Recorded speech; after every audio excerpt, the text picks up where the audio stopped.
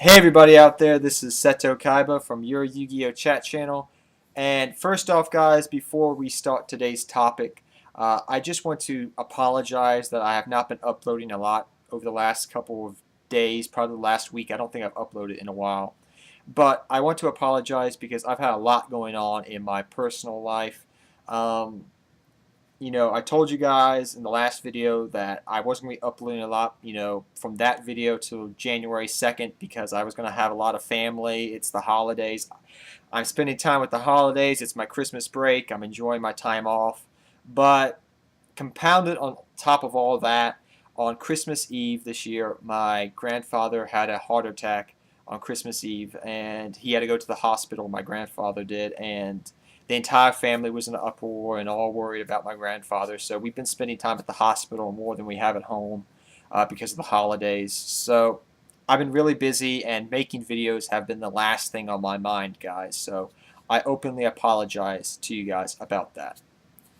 So, guys, now we're going to talk about what I feel. What's the definition of a good deck? And personally, I've been actually thinking about this when I've had time to think that over the last week about what is the definition of a good deck.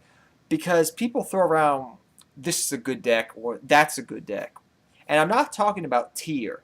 No, I'm not talking about, well, this deck is tier 1, this deck is tier 2, tier 3, tier 4, whatever. No, no, I'm not talking about tiers. That's that's going to be another talk I'm going to do in the future. I've already got it planned out, but that's not what I'm talking about. I'm just talking about what makes a standard deck a good deck. So what makes any standard deck out there just a good deck? Because some people out there, they run anti-stun, anti-meta, and the deck's just maybe good against that certain meta, that format, the main decks that people play. But I think there's a little bit more that goes into what makes a deck good, quote unquote. And I think it's staples. Like, people put staple cards in there. I think trap cards, how many trap cards you play. Because you look at some decks and they just got all the traps. They got 2 Deep Prison, Compulse, Bottomless, 2 Mirror Force, Solemn Warning, all of those staple trap cards. They just have every staple trap card that's out there. And sometimes you can't fight through that back row anymore, like you could with Heavy Storm. I think another key part is how well rounded the deck is. Does it have a proper balance of spells, monsters, trap cards? What's the main focus of the deck? Does it do that focus well? For example, gadgets, they spam level 4s good. They can make level 7s, but they spam level 4s. Grapha, Dark Worlds can get Grapha on the field. They can get a big boss monster out, run over things. Six Samurais can make Sheen. They can stop back row. They can shut down back row by making Beast or Barkion. Gravekeepers, they stop people from abusing the second hand and messing around with the graveyard and stuff like that. So different decks do different things. But I think what makes a good deck is how well that deck does. How consistent is that deck at doing those things time and time and time again. Okay?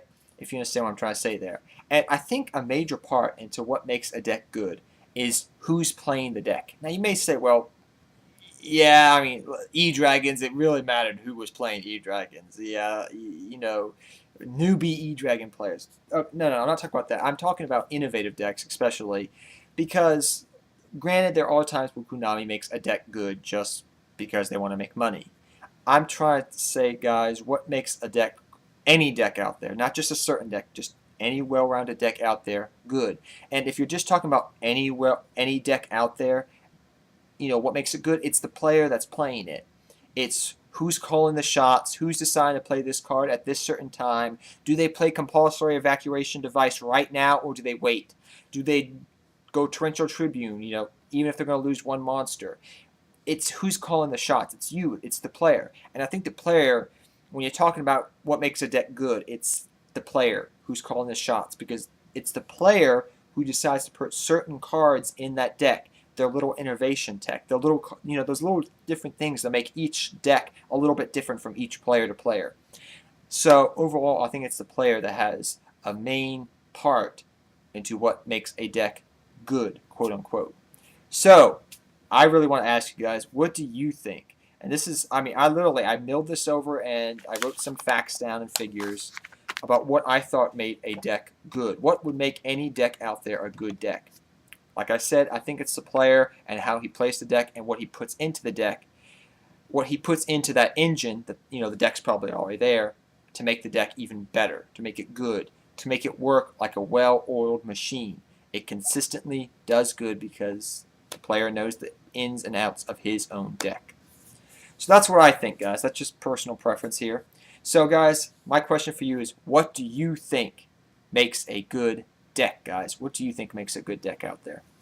So, till next time, guys, take care, have fun dueling, good luck dueling, and I do promise, guys, I will have another video uploaded right after this one, maybe an hour or so later, but I got my first video I'm going to ever upload that I've actually gone in and I've cut some scenes out to make it more not as lengthy, because I pretty much am going to be doing a talk for about 20 minutes about all the different good decks for this format we're entering into, guys. But take care, guys. Take care. Have fun dueling. Good luck dueling, and I'll see you guys next time. Seto Kaiba, I'm out of here, guys.